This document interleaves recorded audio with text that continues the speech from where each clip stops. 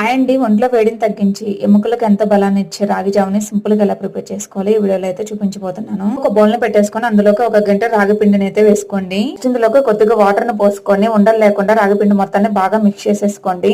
Stove on చేసి వేరొక bowl ని పెట్టేసుకొని అందులోకి ఒక గ్లాస్ వాటర్ ని యాడ్ చేసుకోండి. వాటర్ లోకి కొద్దిగా సాల్ట్ ని కూడా యాడ్ చేసుకోండి.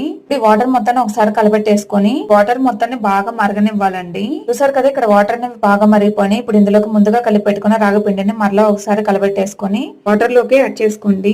అంటే మీడియం ఫ్లేమ్ లో టర్న్ చేసుకుని మధ్య మధ్యలో కలబెట్టుకుంటూ రాగి పిండిని అయితే ఉడికించుకోండి. ఇక రాగి పిండి అనేది కొంచెం చిక్కబడిన తర్వాత ఇందులోకి ఒక గంటెడు తురుము పెట్టుకున్న బెల్లం అయితే యాడ్ చేసుకోండి. స్వీట్ ఎక్కువ తింటారనుకుంటే ఎక్స్ట్రా యాడ్ చేసుకోండి. బెల్లం ని యాడ్ చేసుకున్న తర్వాత మొత్తాన్ని ఒకసారి కలబెట్టేసుకొని మరో 2 నిమిషాల పాటు రాగి జావను అయితే కుక్ చేసుకోండి. నిమిషాల తర్వాత స్టవ్ ఆఫ్ చేసుకొని ఇందులోకి పాలను అయితే యాడ్ చేసుకోండి. ఇది ఆప్షనల్ అండి, మీరు కావాలంటే యాడ్ చేసుకోవచ్చు, లేకపోతే స్కిప్ చేసేయండి.